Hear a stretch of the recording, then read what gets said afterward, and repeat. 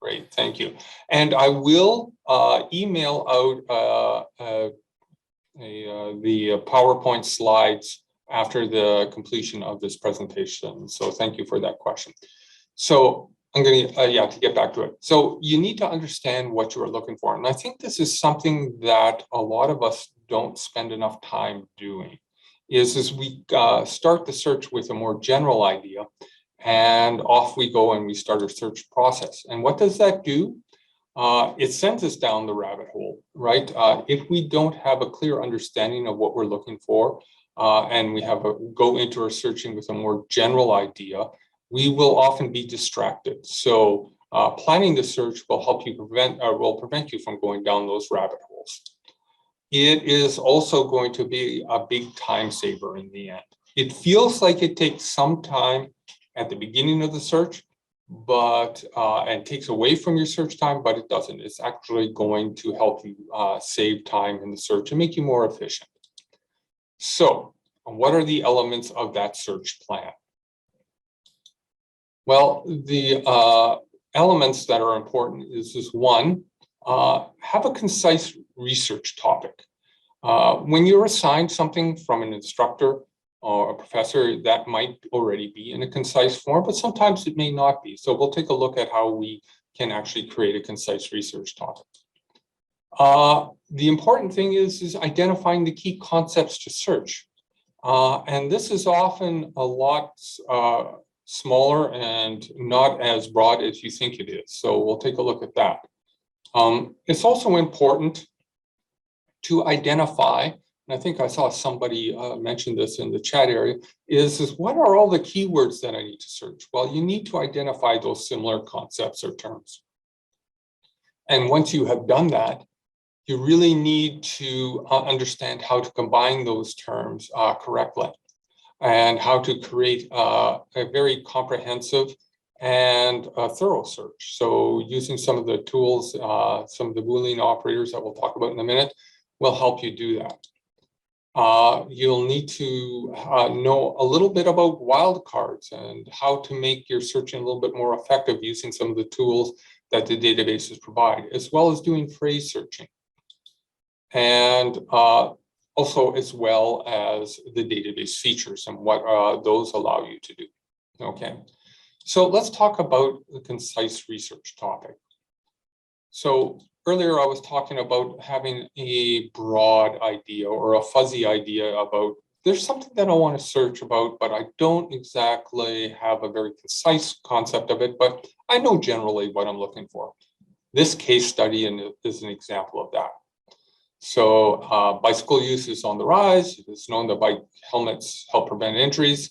It is assumed that mandatory helmet laws are effective in getting cyclists to use helmets. Is there any evidence of this?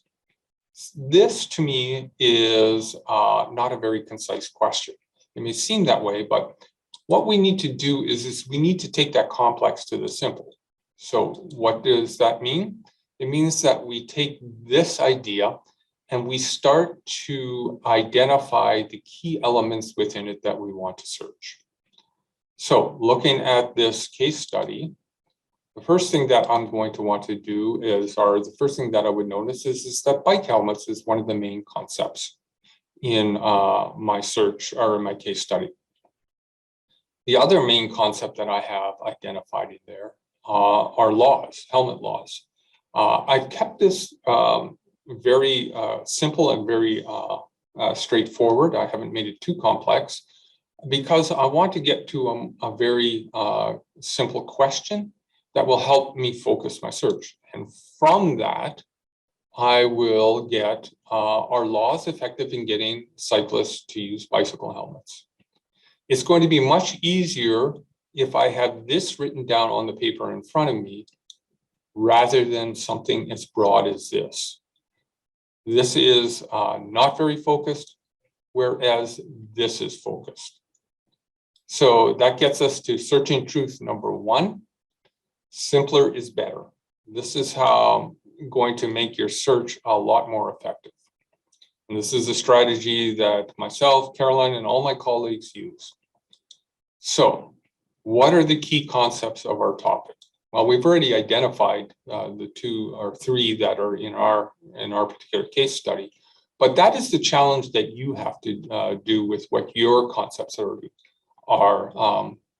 or what you're trying to get at. It says identify those main concepts.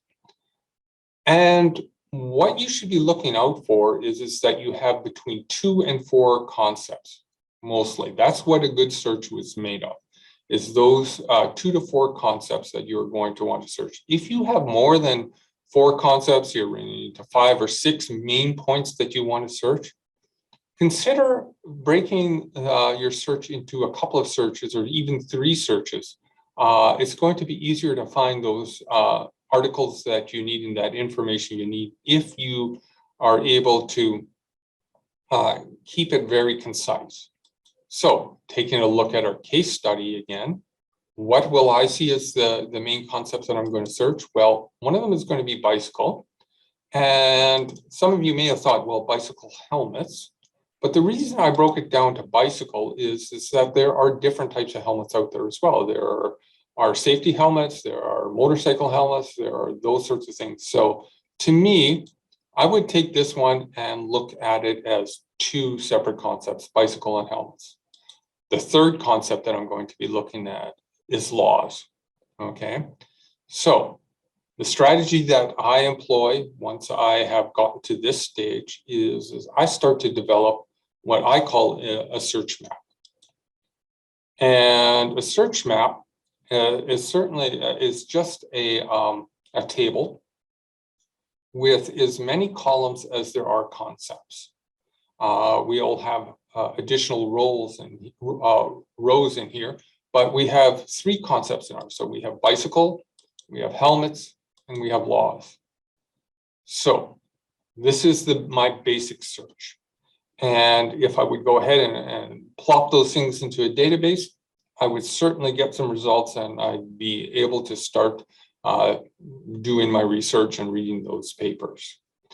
But somebody in the chat also talked about, well, I feel like I might be missing things, or how do I know if I have all of the right articles? And is my search as thorough as possible? Well, to help with that, the one thing that we as librarians do is we look for similar concept terms to our concepts. So those are going to be synonyms. What are the other terms that also describe each of our concepts? That is certainly an important thing. What is also a good thing to sometimes include in your search is the antonyms. What are those terms and phrases which are the opposite of what I'm searching? Because if a paper is talking about things that are not on our particular, or an antonym to our particular concept, that might have relevance to the research that we're doing as well. So consider using antonyms in your search. So have another quick little poll here, a couple of them. Are there any other terms for bicycle? Add those to the chat, see what we get. Bike, yes, absolutely.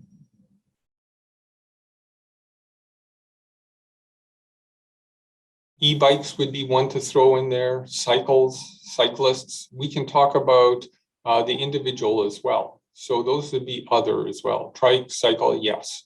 Those are the other things that we're looking for. That's how we start to build some of those parts of our search map, is to think about all these things. If you have a topic and you're unsure of what those other terms or concepts are, look into a resource.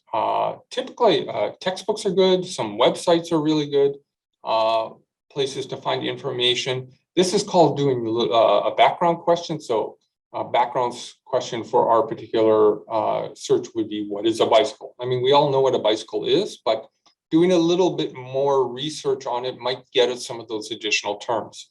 So spend a little time identifying those background questions you have and doing a little bit of quick research on from resources that you can find that will give you those other terms.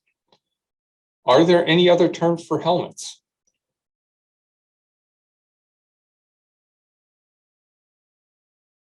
I couldn't find any. It's basically helmets, head protection, headgear. Yeah.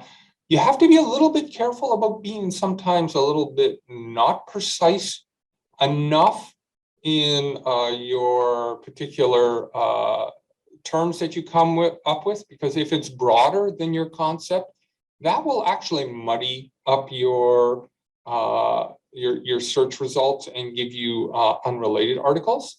So it should be a term that is has the same meaning, or even a narrower or a more focused term or concept of your main concept, but it should definitely not be a broader one.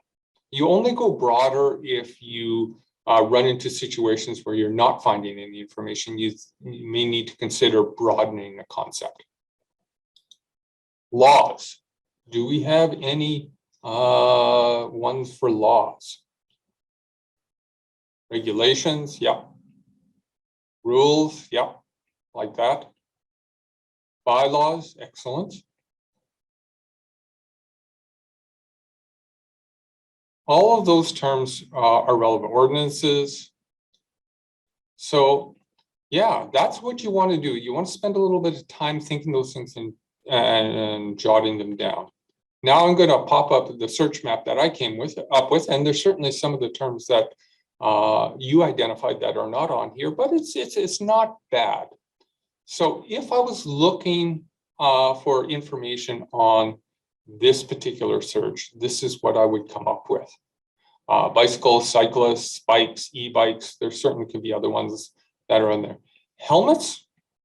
There are some subject headings that are used to describe helmets, but helmets is pretty much it. That's what I came up with. But for the laws, rules, jurisprudence, bylaws, I could certainly put in there, ordinances, legislation, regulation. Yeah, all of those would be relevant. I've kept it here a little bit shorter than all of that. But I think if I did a search using this search map, I would be pretty well-rounded in terms of what I would find. So let's take a look at. So the thing, searching truth number 2 is don't go too nuts on the synonyms, right? It depends what kind of search you're doing. But for most of us, if we're writing a paper, we're doing search for even a thesis or a dissertation, we want to be exhaustive. We would take the main concepts, the most often used or the most common or relevant terms. If you're doing a little bit more of an exhaustive search, let's say you're doing systematic or a scoping review, you would probably want to be, you will be exhaustive in the searching that you need. But yeah, if you're doing a search for a term paper or something like that, don't go too nuts on the synonyms. Just make sure that you capture all the relevant ones.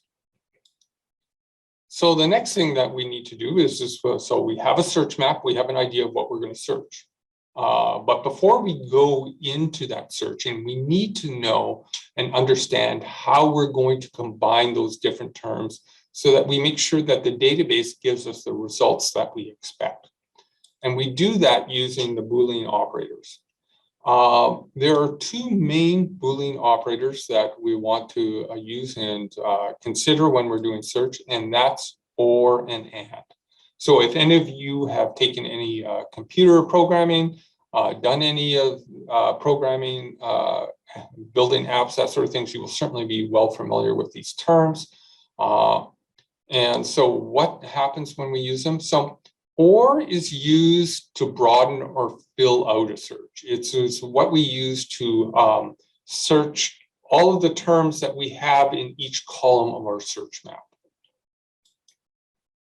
And is used to bring those 3 concepts together. So I'll show you how that works in Scopus or some of the other databases that we decide to use. And there are other operators out there.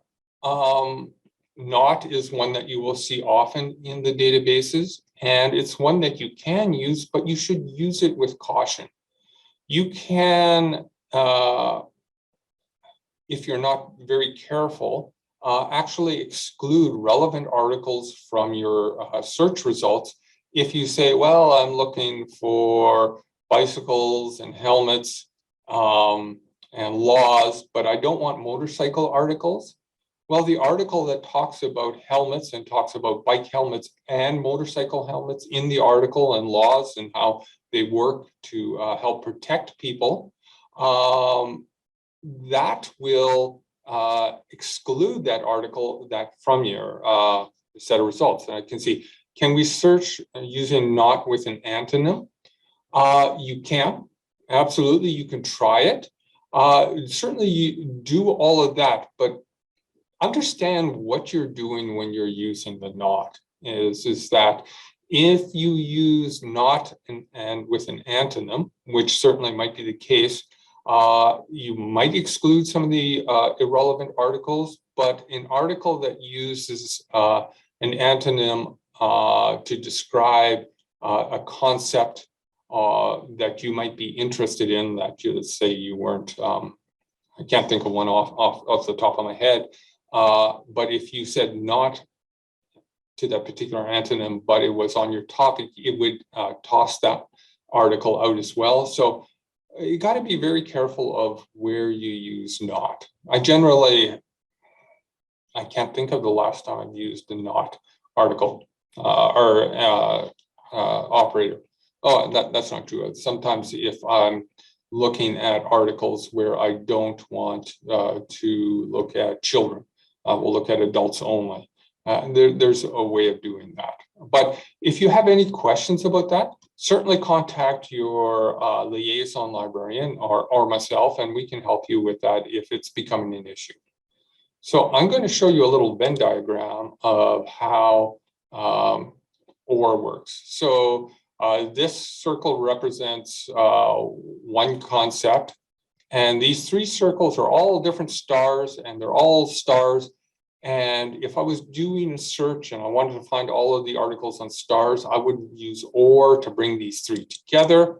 It would look like this. And what I would get from that search is I would get all the articles with the yellow stars, all the articles that had the blue stars, all the articles with the green stars, the articles that have the blue and green stars, the articles that have all three or just the green and yellow stars.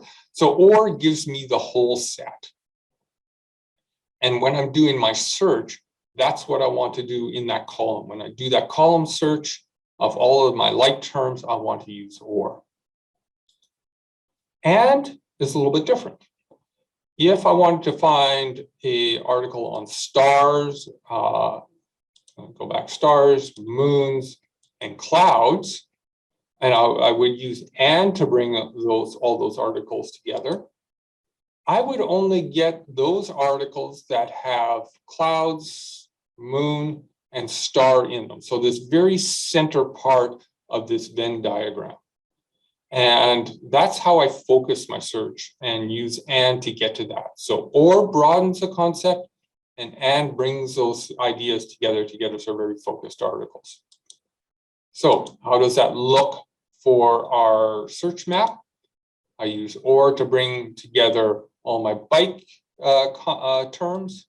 I use it to bring together my laws, the rules, all of those terms. And then I use and to combine these three concepts together. So we'll run through that. I'll give you a demonstration in the databases on that. I wanted to talk a little bit about what wildcards and phrase searching means.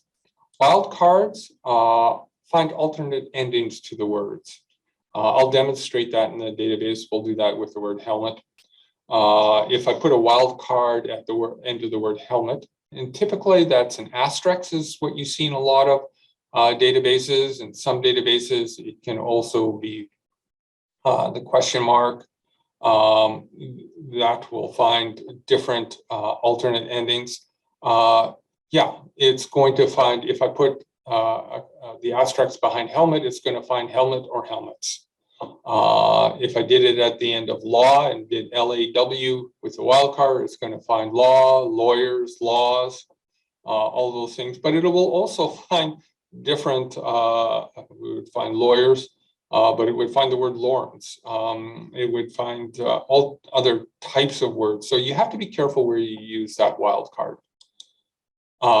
Phrase searching.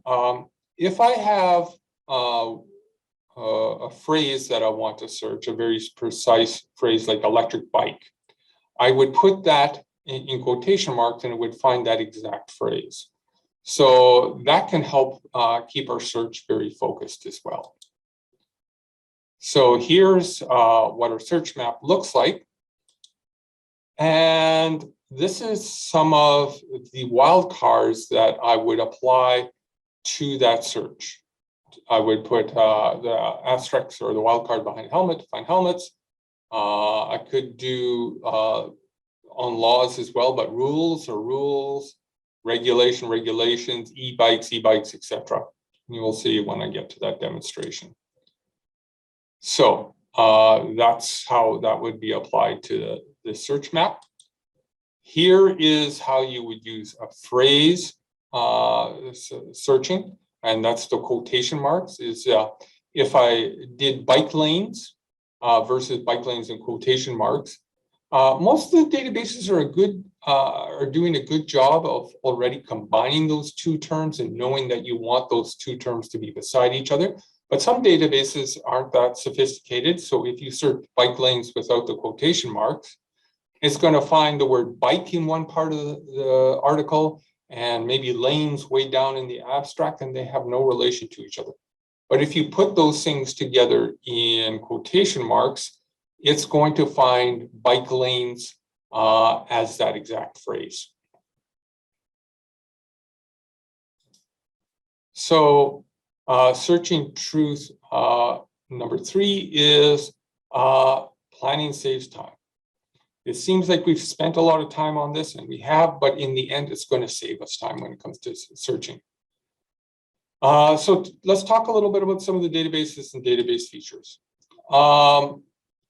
It's important to choose the right database. A lot of the databases that we collect here at the University of Manitoba are very specific to a discipline. So how do you know which database to select?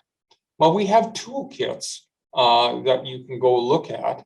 And in those toolkits, they talk about the databases that are used typically in that discipline. So take a look at that.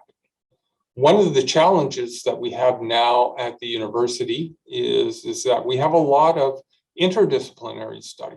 So if you are in a faculty or doing research that is across a couple of different disciplines, maybe one of the disciplines is outside of your area, identify that particular discipline, go look for that toolkit, and you will be able to see what databases are in there. A lot of the databases have advanced searching, and we do that over simple searching because it allows us to use our search map and to combine our different ideas together. So if you take a look at the database page and you see that it has an advanced search feature or search history, use those tools in order to create your complex search. It's going to make your life a lot easier. I spoke about just this, is the search histories. Databases, good databases have a search history. So you can search each term and phrase individually one at a time. It's much easier to do that. And then use the search history to combine those different ideas together. And then, actually be able to create a fairly complex search from a group of simple searches. I'll talk a little bit about this in some of the databases. Is some of them have subject headings. And subject headings are similar to the hashtags you see in social medias. There are the terms or phrases that are used to describe the context of that particular article. And if you can identify the correct subject headings, it can actually focus your search into a very precise group of results that are exactly on your topic. And this works extremely well in databases, but it also works for our search catalog or our library catalog, there are subject headings in there. And if you can find the right subject heading, you can focus your search to that particular topic. There are also limits on the search that you can do. This can be really helpful. I want to limit to a particular date range. I'm only interested in information from the last 10 years. I'm sure you've seen this. This is pretty straightforward, basic stuff. There are also limits such as language. That's particularly important in doing the searches in databases because a database such as PubMed or Medline indexes articles in foreign languages, but if you actually try to retrieve that article where the title of the article was in English, the abstract was in English, but you didn't notice that it said that this article is in Portuguese, when you actually try and retrieve that article, you would get an article written in Portuguese. So using the language limits can save yourself a little bit of headache.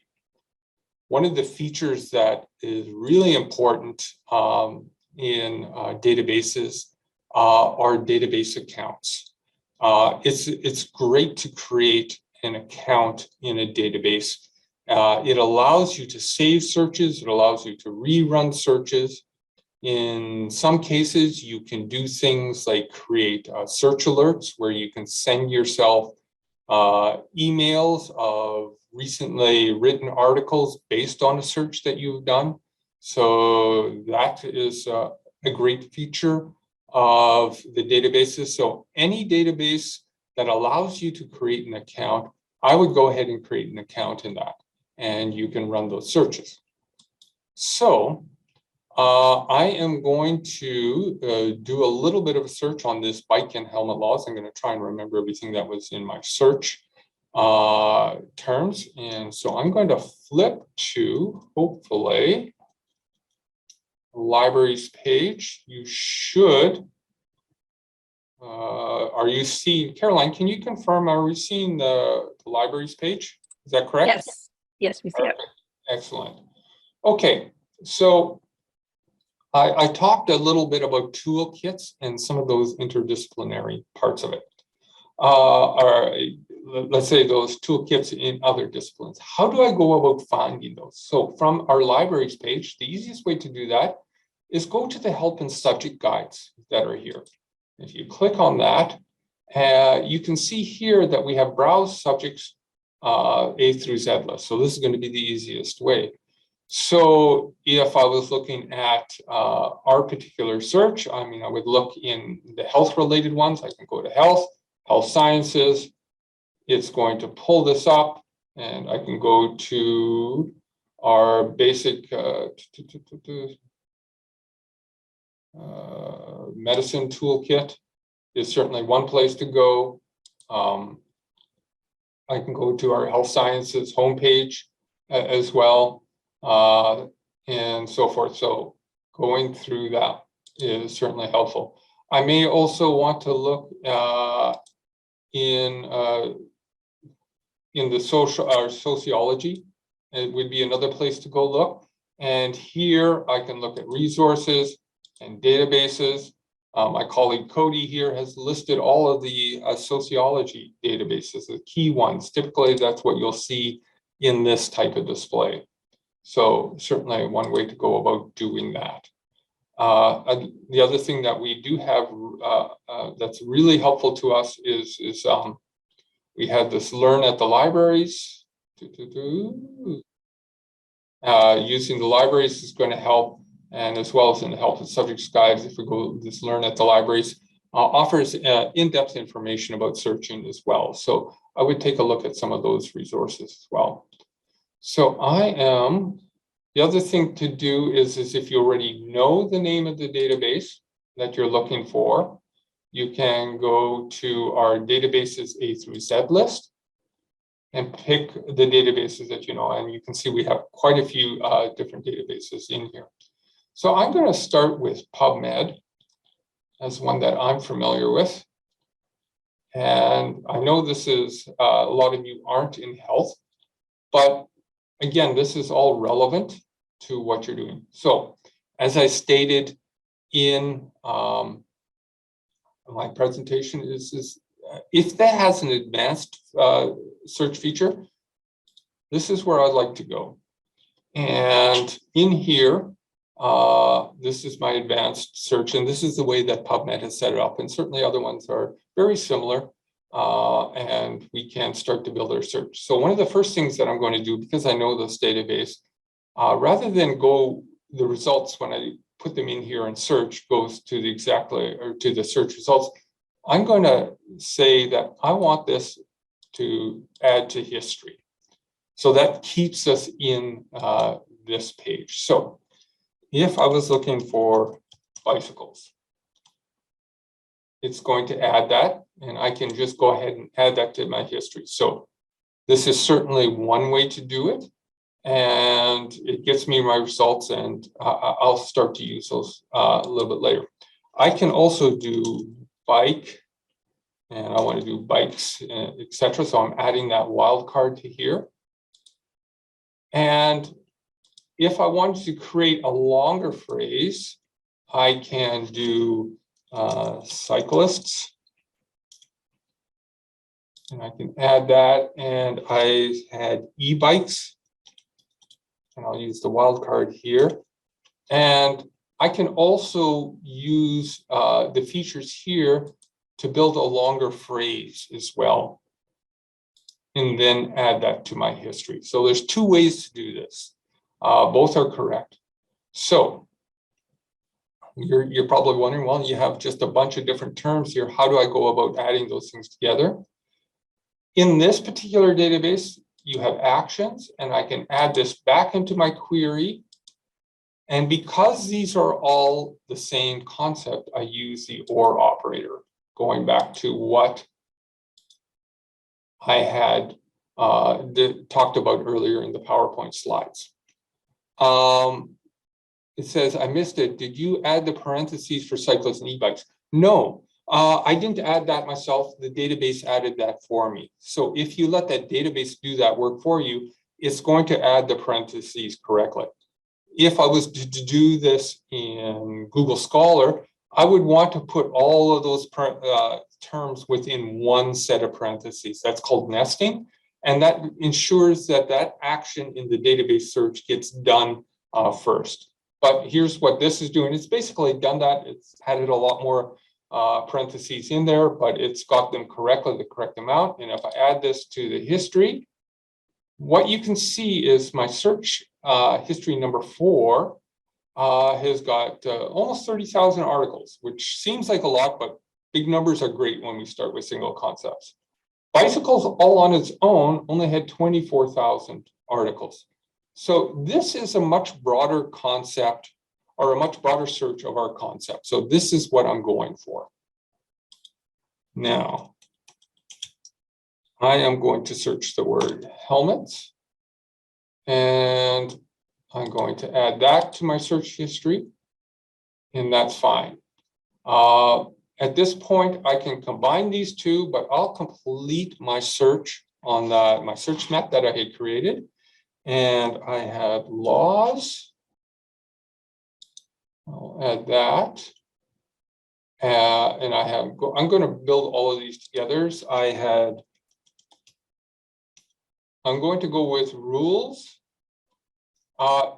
Sometimes you don't want to use the wildcard because if the root word is too small and there are too many variations on the end, it can sort of muddy your search.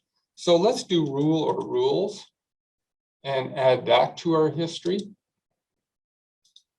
Oh, and it's done that. Sorry, I should have used just the add there. We had regulation. And I can add that to the history. And again, prudence was the other one that I had. Great.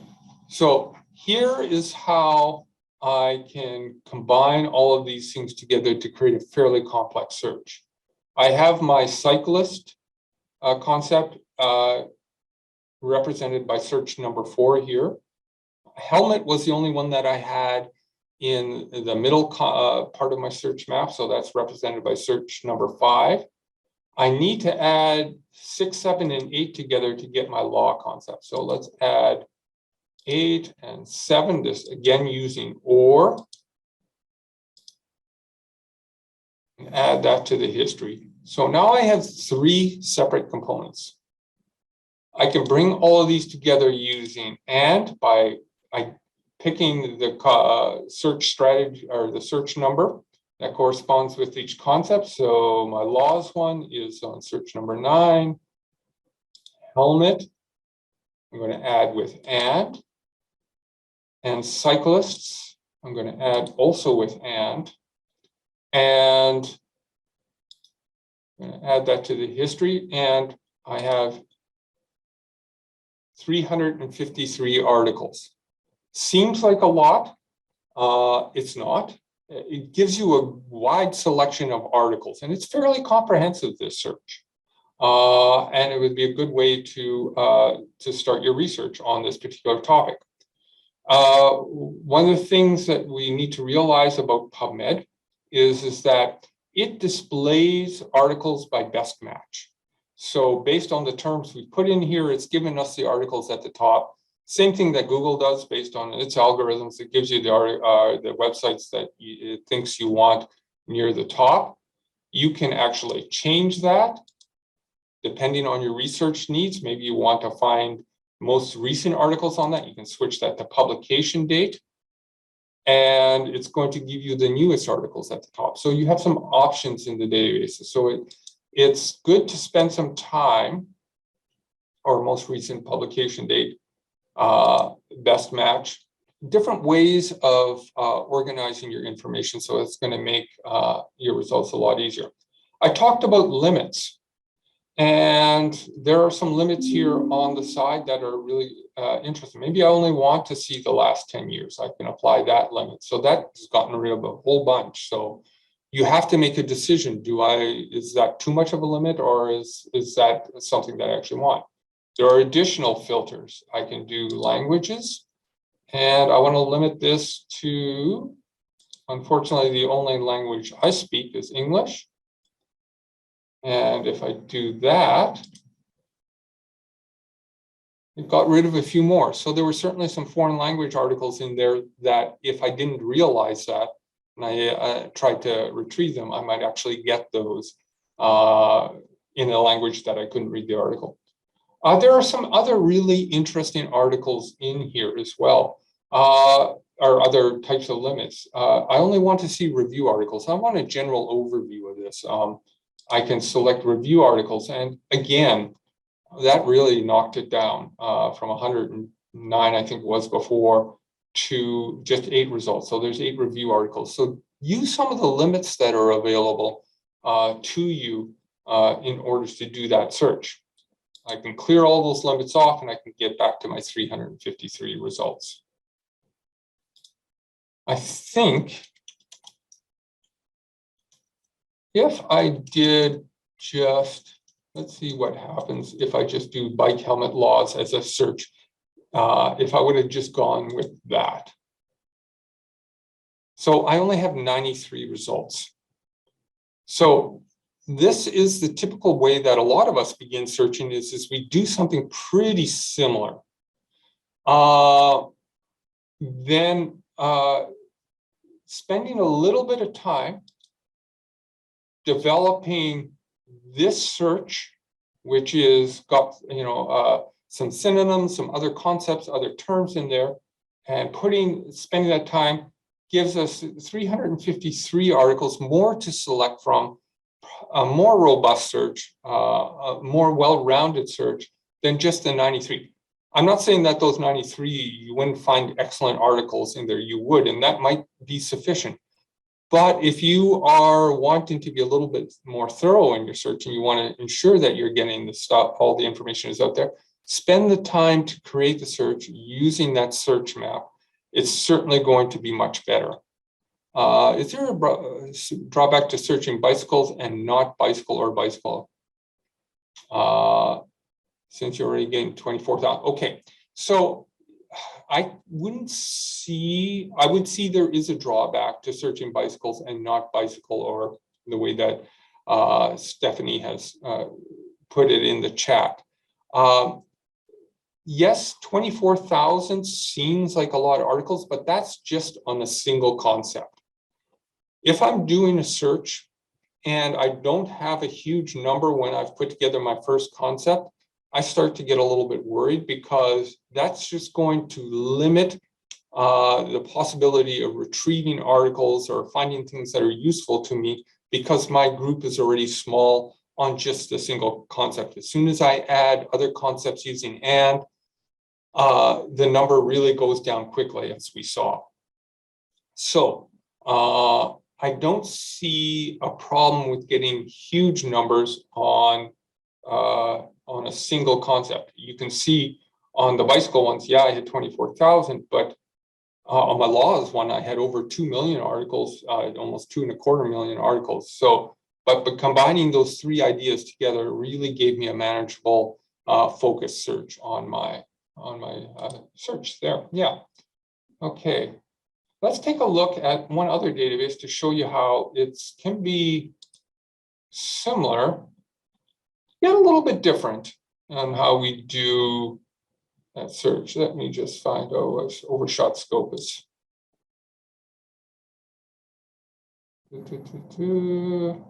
There we go. Okay, so I'm just going to keep it simple. I'm not going to do the full search, but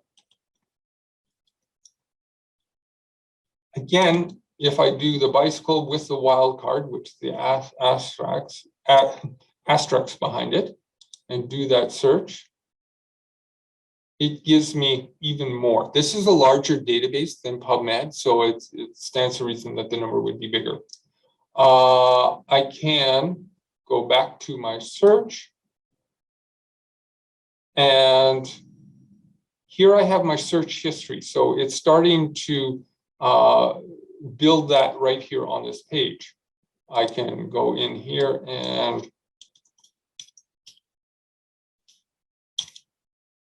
do the same with cyclists. Go back into this, and if I click on search history, okay, that's document save searches. Oh, I can use this combined queries section here. So this is Scopus changes things up on me sometimes, so it's got a new way of putting this together. So it's selected 1 and 2. Show the results. And now I have documents that talk about bicycles and cyclists. So go back in here.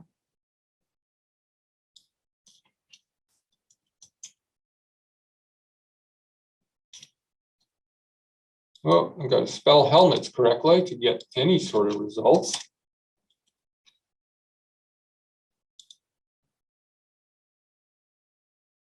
And I will go back to my search. I won't, we're getting close to the end here. I can combine this time because they're two different concepts I will use. It's already jumped 3 and 4 together for me. Show results. And in here, I would find articles that talk about bicycles and helmets. I would just complete my search by going into and adding laws and jurisprudence and regulations and all those other terms. I would be amiss if I didn't ask Caroline if she had noticed anything that I had done or something that I should maybe also talk about. Is there anything that you would like to add, Caroline? No, I think this has been really good. I guess the one thing I'd point out is the Scopus, the main page, you are able to do multiple searches at once. Although I like the way that that Hal does it there so that you can go back and edit. So the other way that you can do is you can add additional fields here in which you could actually put in, we could do all our helmets, or I mean a bicycle, a cyclist, and do all of these things using or in between, and it would create the full search for you. The reason that you will hear that Caroline said that she likes doing it this way, and the way I like doing this one at a time is that I'm given some results as I go along, and I'm able to determine whether my search is going to be working as I go along in the search, or whether it's doomed for failure. If I had very few results and I started putting these things in, and I could see, oh, my concepts are perhaps a little bit too focused, I'm not getting enough, and I haven't even added my other ideas into it, I can go back and actually redo my search and maybe go with broader concepts.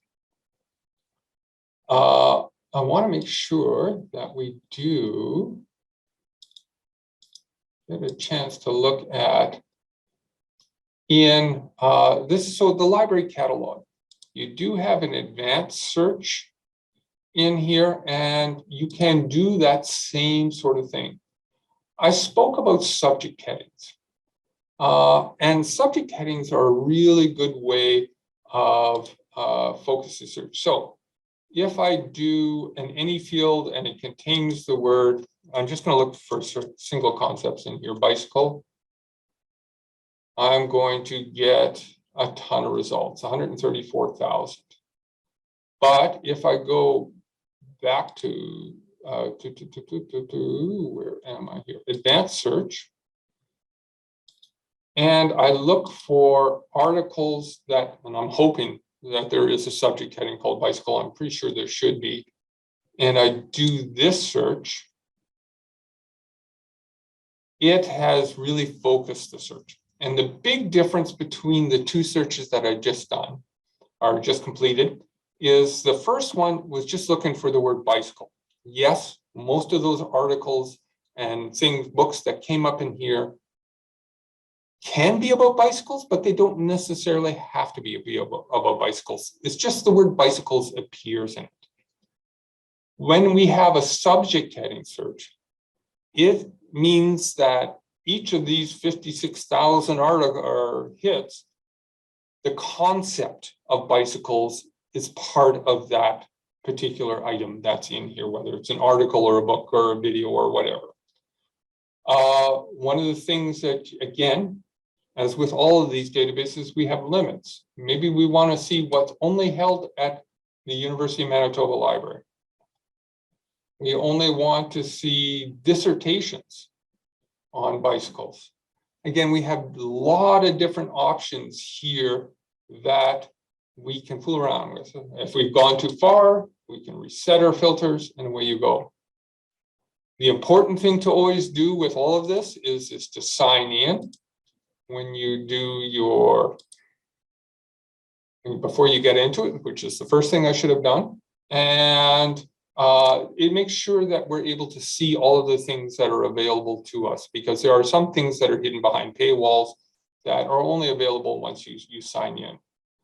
I want to show you actually one more feature we talked about, and that's database accounts. I am going to go to a different database. I'm going to go to Ovid Medline.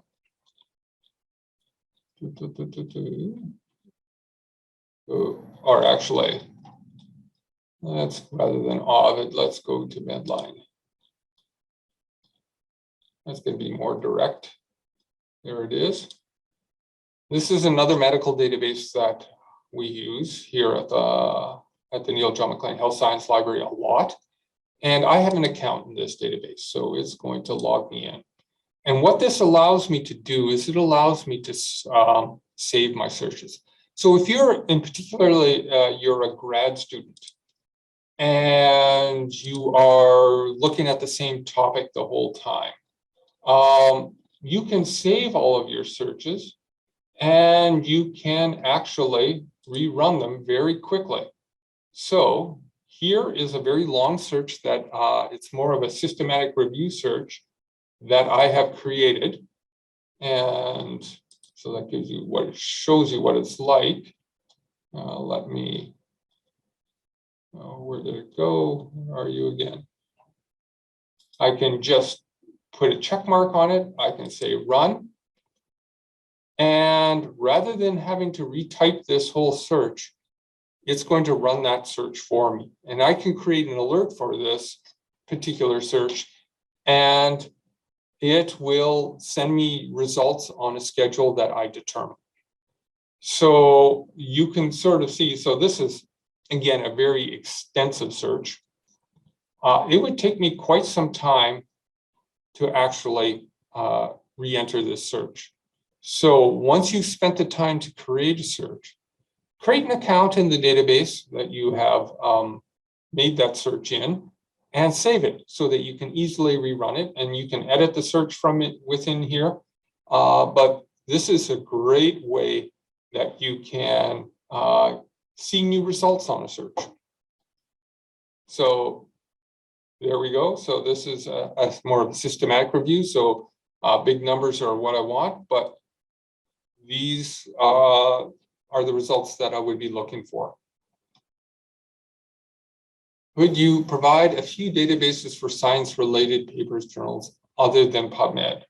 Okay, so there's Web of Science is certainly one. Which field of science are you in?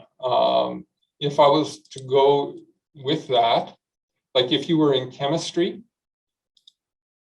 I would take a look at these help and subject guides. Oh, maybe, yeah, so there's chemistry. And Marie has got, the databases that she would recommend are certainly those. So plant science and bioinformatics. Yeah, so I would, bioinformatics would be, again, that sounds interdisciplinary to me, but I'm not very familiar with that. Plant science, I don't know if I would go into, yes, I'm in the middle of a teaching session. Okay, thanks. So yeah, what we would need to do, sorry, I have another appointment at 1 o'clock, so I think I'm going to probably have to go there. But let's take a few more questions on a semi-related. I did not see MPT. I did an MPT and then have used PICO throughout school and formulated clinical questions. Now that I'm interested, would you suggest a model like like the PICO to build questions? Yeah, so the PICO can still be used interdisciplinary. Think about inner bicycle helmet laws are certainly our puppets. This is sort of a medical or sort of a health related, but it would also, you could use the PICO, and PICO stands for those that don't know, it stands for, it's an acronym for Population Intervention Comparison and Outcome. It's a mnemonic that we use to identify the various components of a search. So it will allow you to identify those concepts. Another one that you could use is PCC, population, context, and concept, would also be able to help you identify the main concepts within a search. Oh, thanks for taking care of that, Carolyn, as I got distracted. Okay, so population, concept, and context. So looking at a broader scenario, if you identify those three components in there, that will help you identify your question. Yeah, try and focus. The population is going to be the big one. That's going to be pretty common across a lot of disciplines. And then, yeah, identifying those other ones can help you identify those main concepts. But it should be pretty evident from a broader scenario. I hope that answers your question. It looks like it did. It's great. Thank you. Oh, let's go. There we go. I'm at my question slide. So yeah, sorry, we're a little past our time. I do have another appointment that I need to get to. So what I will do is I do know who all showed up for this. I will send you, once I reformat the slides a little bit, I have them formatted for presentation mode. It's a little bit different when when I get into this participants slide deck. So I'll format those and send those out to you. And we'll see where we can post this recording of this particular presentation. So I hope this was helpful and that you got a few hints out of it about how we typically as librarians will tackle a research question. Excellent. I should have. It's the first one of the year. I'm still calling it New Year's fog. There's typically we do have a feedback form. I will include that in the email that I send to you, and that we can do that with the slides when I send that. So look for that link. So.